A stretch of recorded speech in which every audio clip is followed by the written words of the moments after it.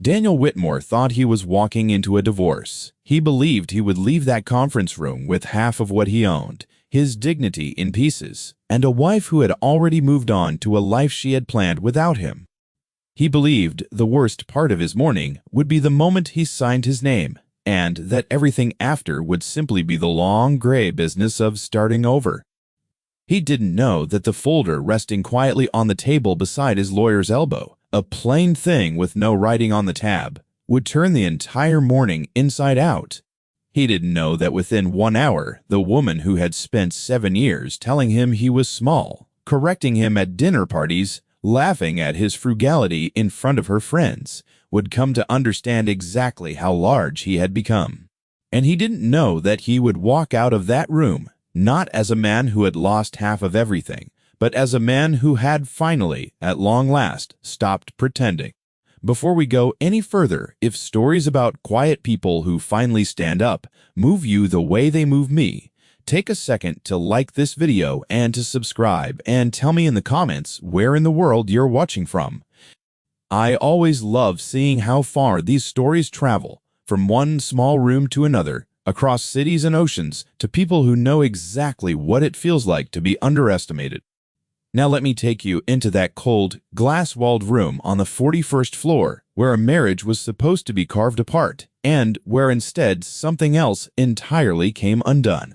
The conference room belonged to Hartwell and Cross, a firm that charged more per hour than most people earned in a week. Everything in it had been designed deliberately to make a person feel their own smallness. The table was a single slab of black walnut, polished until it threw back the gray November light in long smears, and it stretched between the two sides of the room like a border between countries. The chairs were leather, the kind that sighed when you sat, the kind that made you aware of how much they had cost. The window looked out over a city that seemed, from that height, to belong entirely to the people who could afford rooms like this one, the towers and the bridges and the transit lines threading between them, the whole gleaming machine of a metropolis, laid out like a model beneath the clouds. Daniel sat at the far end in a suit that was neither cheap nor expensive, his hands folded on the walnut, his expression calm in the particular way of a man who had spent years learning not to react to anything. Across from him sat his wife, Vanessa. She was 38, and she looked, that morning, like a woman attending her own coronation. Her hair had been done, swept back and glossy.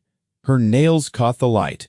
She wore the diamond earrings he had given her on their 5th anniversary, which struck him as a small and pointed cruelty, though he said nothing, because saying nothing was the discipline that had carried him this far. Beside her sat her attorney, a man named Richard Klein, who had a reputation across the city for leaving men financially hollowed and somehow grateful it hadn't been worse.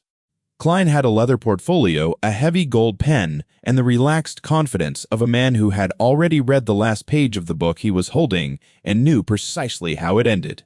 Beside Daniel sat his own lawyer, a woman named Grace Okafor. She was younger than Klein, quieter, with a stillness about her that people sometimes mistook for uncertainty, right up until the moment they understood their mistake. She had brought 2 folders to the meeting. One sat open in front of her, filled with ordinary documents, the kind any divorce required. The second lay closed, unremarkable, that plain manila folder with nothing written on the tab. Daniel had not looked at it once since. Sitting down, that was the point. That had always been the point. "Shall we begin?" Klein said, and he smiled the way a man smiles when he already knows he has won. An easy, generous smile, the smile of a predator who has decided to be gracious about it. Vanessa did not look at Daniel. She looked at her own reflection in the walnut, at the pale smear of her face and the twin sparks of the earrings, and she waited. To understand what happened in that room, you have to understand the 8 years that led to it. You have to understand who Daniel had been in this marriage and who Vanessa had allowed herself to believe he was, and how those 2 men had drifted so far apart from each other that they had become, in the end, almost strangers, wearing the same name. They had met at a company holiday party a decade earlier. Vanessa had been an account manager at a marketing agency, ambitious and bright and hungry for a certain kind of life, the kind she saw in the glossy feeds of the people she admired. Daniel had been a structural engineer, quiet, unremarkable at first glance, the sort of man who noticed the load-bearing walls in a room before he ever noticed the art hanging on them. He had been standing near the window that night, holding a drink he wasn't drinking, and she had crossed the room to him because there was something steady in the way he stood, something that felt in a room full of noise, like a place you could put your weight. She had married him because he was steady, because he was kind, and because, at 28, she had genuinely believed that steadiness and kindness were what she wanted from a life. They had married 2 years after that party. But somewhere in the years that followed, her definition of what mattered had shifted, quietly, the way a house settles, and Daniel had not shifted with it. The trouble was money, or rather the appearance of it, which is not the same thing at all, though Vanessa had long since stopped being able to tell the difference. Vanessa's world was built on appearances. Her friends drove cars that cost more than his salary. Their husbands were men who talked loudly about deals and returns and the second homes they were considering in this district or that. They vacationed in places that photographed well. And Daniel, meanwhile, would come home from work and change out of his suit into an old gray sweater with a frayed cuff, and he would sit at the kitchen table sketching things on graph paper, structures and joints and cross-sections that meant nothing to her. And when her friends asked what he did for a living, she would say, "He's an engineer," in a voice that made the words sound like an apology, like a small stain she was hoping no one would notice. What she did not know, because Daniel had never told her, was that 4 years into their marriage he had stopped being merely an employed engineer. He had started a firm of his own. Quietly, without fanfare, without so much as a celebratory dinner, he and 2 former colleagues had founded a company that designed the structural systems for large infrastructure projects, the hidden bones inside bridges and towers and transit stations, the elements that nobody ever saw but that everybody depended on, with every step they took. The firm had grown. It had grown carefully at first, then steadily, then enormously, winning contracts across the region and then across the country. And Daniel, who owned the largest single share of it, had watched his net worth climb, year after year, into a figure he had never once spoken aloud, not to his partners, not to his accountant, not even quietly to himself in the dark. He had not hidden it out of deception, or not only out of deception. He had hidden it out of a slowly hardening heartbreak, because somewhere along the way he had begun to understand that his wife loved the idea of a wealthy husband far more than she had ever loved the actual husband she had. And he had wanted, desperately, foolishly, with the stubbornness of a man clinging to a single hope, to be loved for the man in the old sweater at the kitchen table. So he stayed small in her eyes. He drove a modest, sensible car. He let her believe the firm was struggling, that his long hours at the office were the flailing of a man who couldn't quite make his little business work. He let a single outdated tax return sit on the counter where she might see it. And he waited, though he could not have told you what exactly he was waiting for, to see whether she would ever, in any year, choose the man over the picture in her mind. She did not once. And the failing of that test, repeated year after year, is the quiet engine that drives everything that follows. The contempt started as small things, the way these things always do. She stopped introducing him at parties, letting him drift to the edges of rooms while she held court at the center. She began correcting him in front of others, laughing at his clothes, at his careful frugality, at the way he studied a bill before calculating the tip. "Danny counts every penny," she would say, rolling her eyes for her audience, and Daniel would smile faintly and say nothing, because a man who says nothing keeps his own counsel intact, and his counsel was the last thing he owned that she couldn't touch. Once, at a dinner with her friends, a woman had turned to him and asked brightly what car he drove, and before he could open his mouth, Vanessa had said, "Oh, don't ask, it's embarrassing." And the whole table had laughed, a warm ripple of laughter at his expense, and Daniel had looked down at his plate and understood, with a clarity that felt almost like cold water, that he had married a person who found his ordinariness a thing to be endured and apologized for. Then came the affair. Or rather, then came his discovery of it, because the affair itself had been going on for the better part of a year by the time he learned of it. His name was Marcus, one of those loud husbands from the second-home crowd, newly divorced, tanned even in November, expensive from his watch to his shoes. Daniel found out the way most people do, not through some dramatic confrontation, but through a carelessness born of confidence, the small evidence a person stops bothering to hide when they have decided, deep down, that they will not be caught, or perhaps that they no longer care if they are. A hotel charge on a statement she thought he never read, a necklace he had not bought, appearing one evening at her throat, a perfume that lingered on her coat when she came in late, a perfume that was not the one she wore for him, that was not any scent he recognized at all. He did not confront her. This is important, and it is the part people find hardest to understand. So I want you to sit with it. He did not shout. He did not throw the necklace across the room. He did not demand explanations or apologies or a single tearful scene. He sat with the knowledge for 3 days alone, mostly at that kitchen table, in a state of grief so complete that it circled all the way around into something that felt almost like peace. And then he did what Daniel had always done best, the thing that had built an empire out of graph paper and patience. He made a plan. He called a lawyer, Grace Okafor, whose name a colleague had given him quietly over lunch a year before, as though even then some part of him had known. He told himself he was not doing it to punish her, but to protect what he had built, and to end, at last, the long charade of pretending to be a man he was not. What Daniel did not know on the day he called Grace Okafor was that Vanessa had been making a plan of her own, and that she was, in her own confident way, every bit as strategic as he was. Because Vanessa believed she knew exactly what her husband was worth, down to the dollar. She had seen the modest car, the old sweater, the careful tips, the little tax return on the counter. She had heard him sigh about the firm's finances over dinner. She had access, or so she thought, to the full picture of their assets, the joint accounts and the properties, and the visible shape of their life.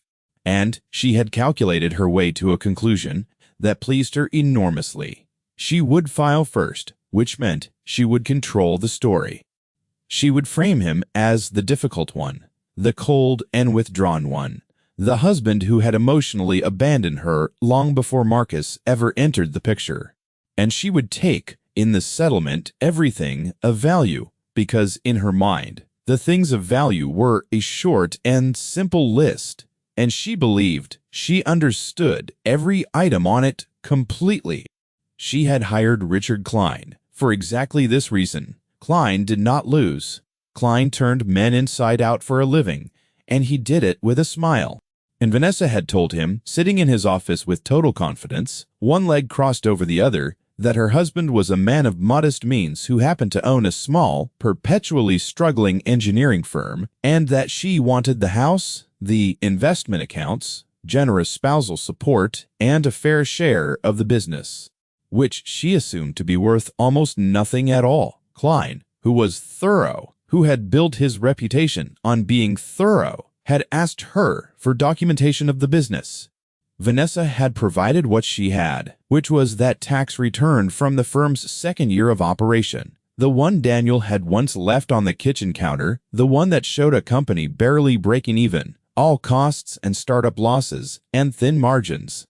Klein had raised one eyebrow at how sparse the records were at the age of the document, and had begun to say something about the need for a current valuation. But Vanessa had waved him off with a little laugh. "He's hopeless with money," she'd said. The firm's practically a hobby that loses money. Focus on the house and the accounts. That's where everything is. And so, Richard Klein, master of the courtroom, undefeated and expensive, had built his entire strategy on a single outdated document and the confident testimony of a wife who did not know her own husband at all. This is the arrogance the whole story turns on, and I want you to see it clearly, because everything else grows from this single root.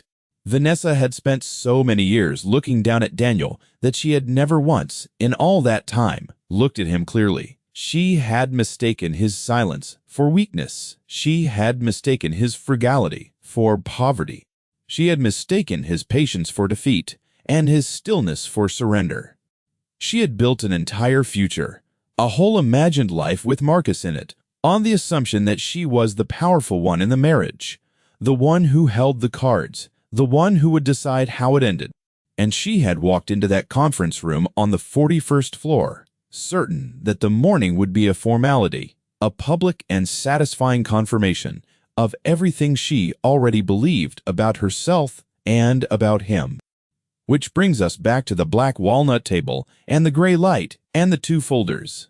"Shall we begin?" Klein had said, and Grace Okafor had nodded once, calmly, and folded her hands and let him. Klein opened his leather portfolio with the unhurried motion of a man serving a meal he had cooked 100 times before and never once burned. "My client," he began, "has been more than reasonable in her expectations. Given the length of the marriage, given the emotional toll she has endured, given Mr. Whitmore's well-documented withdrawal from the partnership, we believe the following division is not only fair, but frankly generous on her part." He began to read, and his voice had the smooth, rolling confidence of a man reading a verdict he himself had written. "The marital residence, valued at $1.4 million, to be transferred in full to my client. The joint investment accounts, totaling approximately $600,000 to my client, in their entirety. The vacation property in the Lake District, likewise, to my client. Spousal support in the amount of $12,000 per month for a period of no less than 8 years." He turned a page with a soft rasp, and, with regard to Mr. Kond, Whitmore's business interests, we are prepared to accept a settlement of 40% of the appraised value of Whitmore Structural, which, based on the documentation provided to us, we estimate to be modest, but which my client is nonetheless entitled to as marital property accrued during the marriage. He set down the gold pen with a small, satisfied click and smiled across the walnut. "In the interest of avoiding a protracted and unpleasant litigation, which benefits no one but the lawyers, my client is willing to accept these terms today. This morning, in fact, we've prepared the paperwork." There was a silence. It stretched. Vanessa allowed herself a small, private smile, the smile of a woman watching a plan bloom exactly as she designed it. She still had not looked at Daniel. She was looking at the reflection of her own diamond earrings in the black walnut, twin points of light in the dark wood, and she was already thinking about the house, about which rooms she would redecorate, and about Marcus, and about the bright new life that was about to begin the moment these papers were signed. Daniel did not move. He looked at the list, at the numbers Klein had read out with such ease. He looked at his wife, who would not look at him. And then he did something he had not truly allowed himself to do in 8 years. He let himself feel fully, all at once, the weight of every small humiliation she had ever handed him.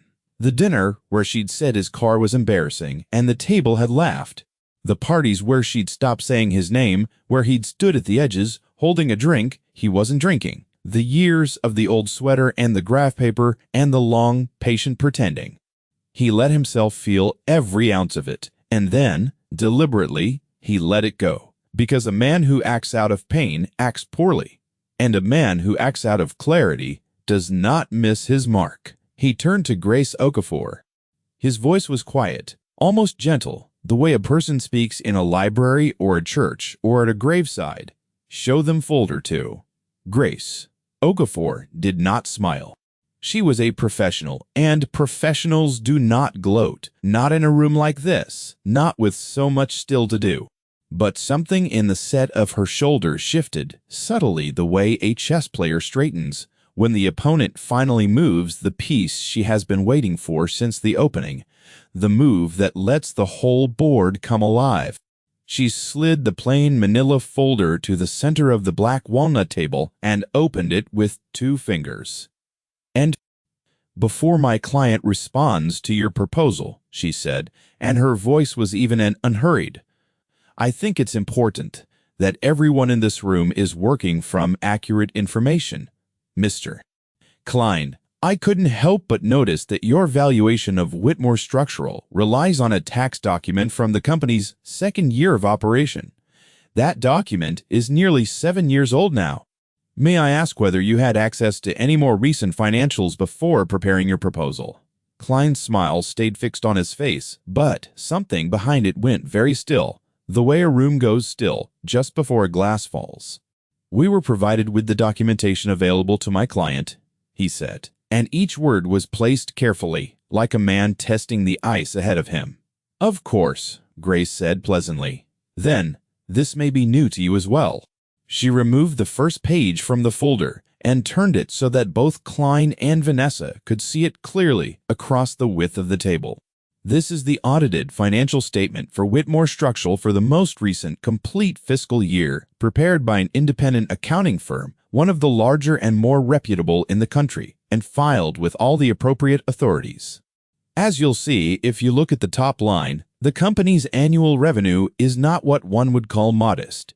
Last year, it exceeded $84 million, with net profits of just over $19 million. The room did not react at first.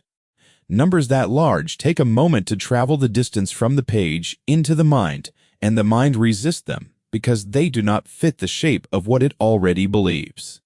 Vanessa's smile remained on her face, frozen there like a photograph, because her mind had not yet let the words through the door. "Mr. Whitmore," Grace continued, sliding a second page forward beside the first, "holds a 52% controlling ownership stake in the company, a stake he has held since its founding. An independent valuation, conducted 3 months ago in anticipation of exactly these proceedings, places the total enterprise value of Whitmore Structural at approximately $240 million. My client's share of that enterprise, therefore, is valued at roughly $125 million, being 52% of the whole." Now the words landed. Now they came all the way through. Vanessa's smile did not so much fall as shatter, the way a thin sheet of ice shatters all at once and into pieces too small to gather. She turned, for the first time all morning, and looked directly at her husband.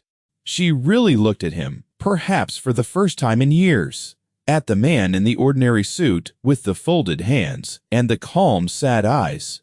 The man she had spent 8 years believing she understood down to his frayed cuffs. And Daniel looked back at her with an expression that held no triumph and no cruelty in it at all, only a terrible, quiet finality. The look of a man closing a door he had been holding open for far too long. "That's not possible," Vanessa said, and her voice had lost all its polish, all its performing smoothness. "That's not, Danny. That's not right. The firm is barely. You told me the firm was barely making it. You said—" "I never told you anything," Daniel said, gently, and there was no accusation in it, only fact. "I let you believe what you wanted to believe. You never once asked me a single real question. In 8 years, you never asked." Richard Klein, to his credit, recovered faster than his client. 20 years of courtroom instinct kicked in, and he reached across the table for the pages, scanning them with the speed of a man calculating precisely how badly he had just been outmaneuvered and how much of that was his own fault. But Grace Okafor was not finished, and she had anticipated his next move, the way you anticipate the sunrise. "You'll want to have your own expert verify these figures, Mr. Klein, and of course, you're entitled to do exactly that. We encourage it, but I direct your attention to page 4 while you're at it." She slid it forward to join the others. You'll notice that Whitmore Structural was founded 4 years into the marriage, which does, as your proposal correctly assumes, make Mr. Whitmore's interest in it marital property under ordinary circumstances, and your client would ordinarily be entitled to a share. However, she let the words sit in the air, unhurried, and she let it fill the whole room. However, there is the matter of the post-nuptial agreement. Vanessa's head snapped up. There's no prenup. We never signed a prenup. I would remember signing a prenup. No, Grace agreed calmly. You didn't. There is no prenuptial agreement. But there is a post-nuptial agreement signed by both parties 4 years ago, notarized and witnessed by 2 independent witnesses, entirely valid and enforceable, in which the business and professional interests of each spouse are expressly designated as separate property in the event of a divorce. Vanessa's head snapped up again, sharper this time. Klein turned to his client with a look that was no longer entirely composed, the ice beneath him now visibly cracking. "Did you sign a postnuptial agreement?" he asked her, and it was the voice of a lawyer who has just realized he was never told the truth. Vanessa's face had gone the color of the November sky outside the window, that flat and bloodless gray.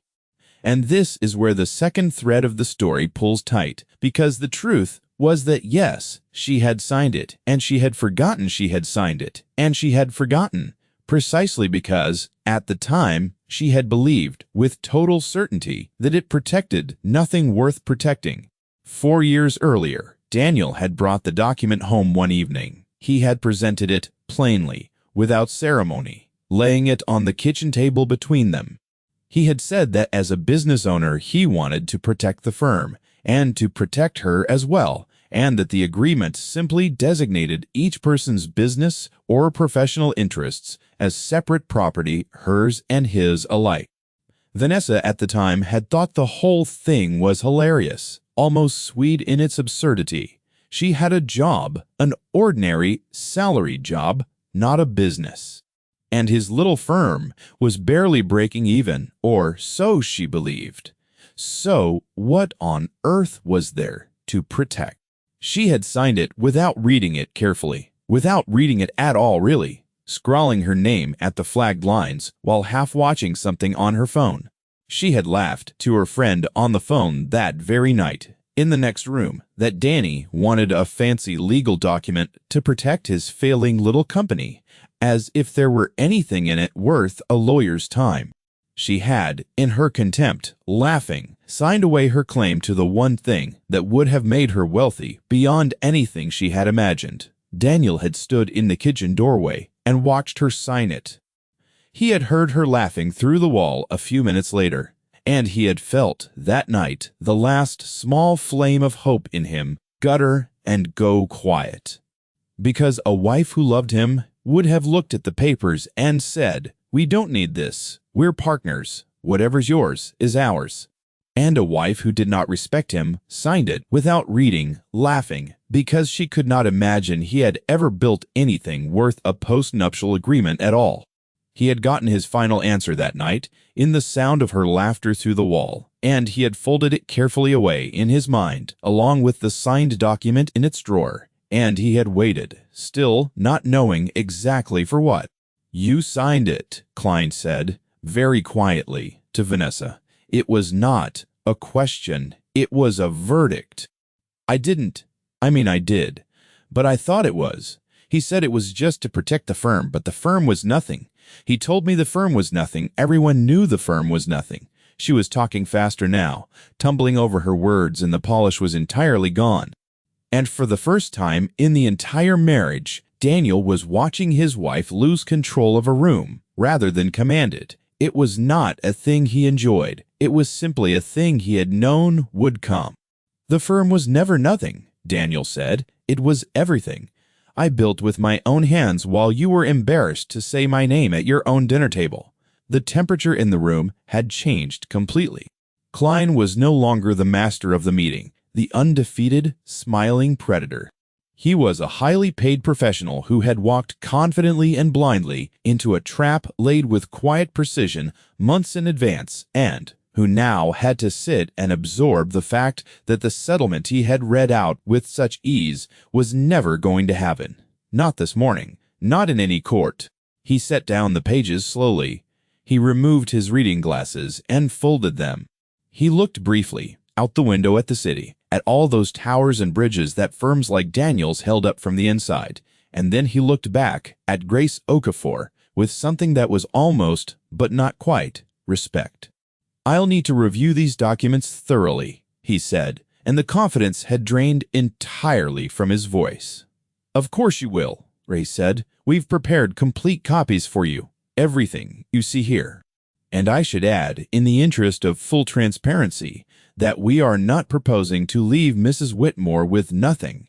Nothing of the kind. My client is a decent man, more decent than most in his position would be. He is prepared to be generous with her. But I think it's important that everyone in this room understands that generosity offered freely is a very different thing from a settlement demanded, and that we all understand the actual balance of power at this table before we begin discussing what that generosity might look like. This is the moment the story turns fully over on its axis.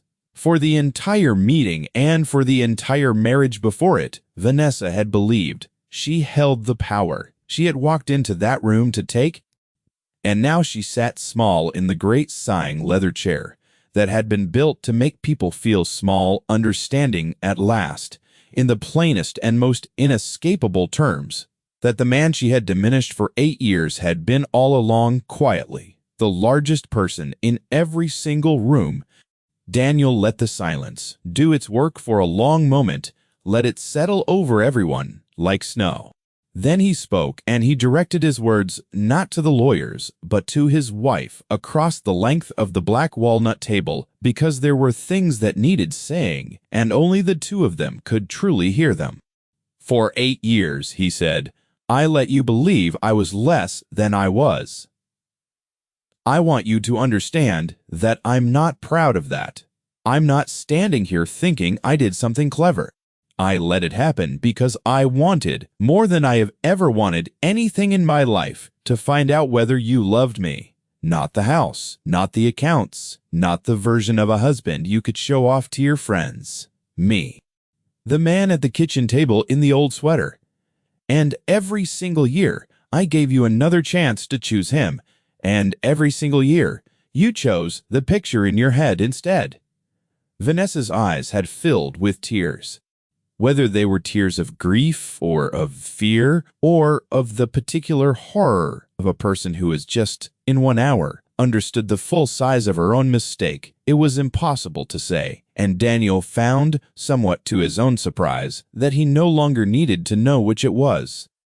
"You asked for the house," he continued, his voice never rising. "You can have the house. You asked for the accounts. You can have your honest half of the accounts, fairly divided down the middle, not the entire sum your lawyer read out. But the firm is mine. It was always mine. You signed it away with a laugh because you could not imagine that I had built anything at all worth keeping. And that laugh, Vanessa, through the wall 5 years ago, is the single truest thing you ever told me." In 8 years of marriage, he stood then. He buttoned his ordinary jacket over his ordinary suit. He looked, in that moment, exactly as unremarkable as he had always allowed her to believe he was, and also, now, entirely and completely different, because for the first time she could actually see him standing there. "I'm not doing any of this to hurt you," he said. "I need you to believe that, because it's true. I'm doing it because I am done. Done pretending to be small so that you can feel large. My lawyer will send over a proposal by the end of the week. It will be fair. It will be more than the postnuptial agreement requires me to give you, considerably more, because I don't want to punish you, and I never did. I just want to be free of the pretending. That is all I ever wanted, from the very beginning." And then Daniel Whitmore walked out of the conference room on the 41st floor, leaving behind a stunned wife, 2 silent lawyers, a slab of black walnut, and a plain manila folder that had, in the space of a single hour, rearranged the entire landscape of 4 separate lives. The weeks that followed were quieter than anyone in that room might have expected, and in that quiet, the true shape of things slowly became clear. Richard Klein verified the financials because that was his job, and because he was, whatever else he was, thorough. The financials were exactly as Grace Okafor had presented them, down to the last audited dollar. The postnuptial agreement was airtight, prepared years earlier by a careful and expensive attorney, signed and witnessed, and notarized in a way that left no crack to be pried open.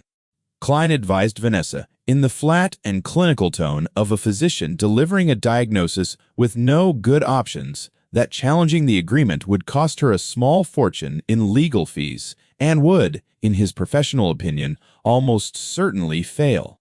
Her fantasy of a $125 million payout evaporated like breath on cold glass.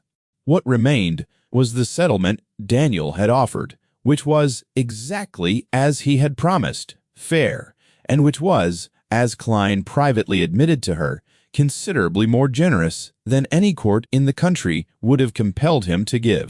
Vanessa kept the house. She kept her honest half of the joint accounts, a sum that would have thrilled almost anyone alive, and that felt, to her, like a humiliating demotion from the life she had already spent in her mind. She received a lump sum payment on top of it, which Daniel offered freely, not because he owed a single dollar of it, but because he had meant every word about not wanting to punish her. It was a comfortable settlement by any honest measure. It was the settlement of a woman who would never have to worry about money for the rest of her life. And it was a small fraction of what she had walked into that glass room absolutely certain she would take, which is, in the end, a lesson in the difference between what we believe we are owed and what we have actually earned. But money was the smallest part of what changed, and Vanessa would come to understand that too. Because the affair, it turned out, had been built on precisely the same false picture as everything else in her life. Marcus, the tanned and expensive man from the second home crowd, had found Vanessa interesting in large part because he had assumed she was leaving a wealthy husband and that she would be walking away with a wealthy woman's settlement. When the truth of the postnuptial agreement circulated as such, truths always do. Through the small and loud and gossiping world they both moved in, Marcus's interest cooled with a speed that told Vanessa everything she needed to know about what he had actually valued in her. He stopped returning her calls. He was within a single month photographed at a charity gala with his arm around someone new and younger. And Vanessa, sitting alone in the evenings in the $1.4 million house she had won, understood, slowly and completely, that she had been to Marcus exactly what Daniel had been to her all along, a picture rather than a person, and that she had traded away the one man who had genuinely loved the actual person in favor of a man who had only ever loved the picture and who dropped the picture the moment it lost its frame. There is a particular kind of cruelty in poetic justice, and it is this, that it does not need to be cruel at all. It requires no punishment from anyone. It simply lets people arrive in their own time and on their own 2 feet at the full and unavoidable understanding of exactly what they have done. Daniel, for his part, did not celebrate. This is the thing people always want from a story like this, the scene of triumph, the raised glass, the satisfied smile in the mirror. Daniel did none of it. He went back to work the very next morning. He told his 2 business partners, who had known the whole truth all along and had kept it faithfully, that the divorce would proceed cleanly and that the firm was never for a moment at risk. He moved out of the big house and into a smaller place near the water, a place with good afternoon light and a plain wooden kitchen table where he could sketch in the evenings the way he always had. And he found, somewhat to his own surprise, that he was not unhappy there. He was, for the first time in many years, simply himself, sitting at a table in a sweater, with no one in the world he needed to shrink himself for. He did think about Vanessa, in the quiet hours. He was not a man made of stone, whatever she had come to believe. He thought about the young woman he had married 8 years earlier, the one who had crossed a crowded room to stand beside him at a window, who had loved his steadiness before she ever learned to be embarrassed by it, and he grieved for her, and for the two people they might have become together in some other version of their lives. He did not hate her. Hatred, he had decided a long time ago, was just another way of staying small, another kind of shrinking. He wished her well, honestly and without reservation, and he meant it. And he never saw her again, except across the cool distance of the lawyers, who quietly finalized their separation over the following months. There is one last detail that matters here, and I want to tell it to you carefully, because it is the detail that Daniel himself held onto in the months and years that followed, the one he returned to. On the very last day, when the final papers were signed in a different and much smaller office, Vanessa asked whether she might speak to him alone for a moment. Grace Okafor stepped out into the hall. Klein stepped out, and the two of them sat across a plain table from each other one last time, husband and wife, for a few more minutes. "Why did you marry me?" Vanessa asked. Her voice was not accusatory now. There was nothing left in it to accuse with. It was genuinely bewildered, the voice of a person trying, perhaps for the first time, to understand the true shape of her own life. "If you knew at the end that I couldn't see you, that I only cared about all the wrong things, why did you stay so long? Why didn't you just leave years ago?" Daniel considered the question honestly, because it was an honest question and it deserved an honest answer. "Because I kept hoping," he said finally. "Every year I told myself, this is the year she'll choose me. And you never did, not once. And eventually I understood that the hoping was doing more damage to me than the answer ever could. So I stopped hoping, and I made a plan, and here we are." He paused and looked at his hands. "I'm not angry at you, Vanessa. I need you to know that. Walking out of here, I think you married the idea of a certain kind of life, a life you could see all around you, and I could never be that idea for you. And I couldn't tell you the truth without ruining the only test I had left. I think we were both dishonest in our own different ways for a long time. Mine was just quieter than yours." Vanessa was crying now, openly, without any of the concern for her appearance that had governed her every waking hour for as long as he had known her. It was, he thought, the most honest he had ever seen her. "I'm sorry," she said. "I don't know if that even means anything anymore. I don't know if I have any right to say it. But I am sorry. I did love you, Daniel. At the beginning, I loved you. Somewhere I let it turn into something ugly. And the terrible thing is I can't even tell you when it happened. I can't find the moment. It means something," Daniel said. And he found, testing the words as he said them, that it was true. Not enough to change a single thing that had happened. Not enough to reopen any door. But enough to let him stand up and walk out of that small office without a stone sitting in his chest. And that, he understood, was its own kind of gift. They shook hands, which was a strange and formal thing to do at the end of 8 years of marriage, and then they went their separate ways, out into two lives that would never again touch each other. So, what do we take from a story like this one?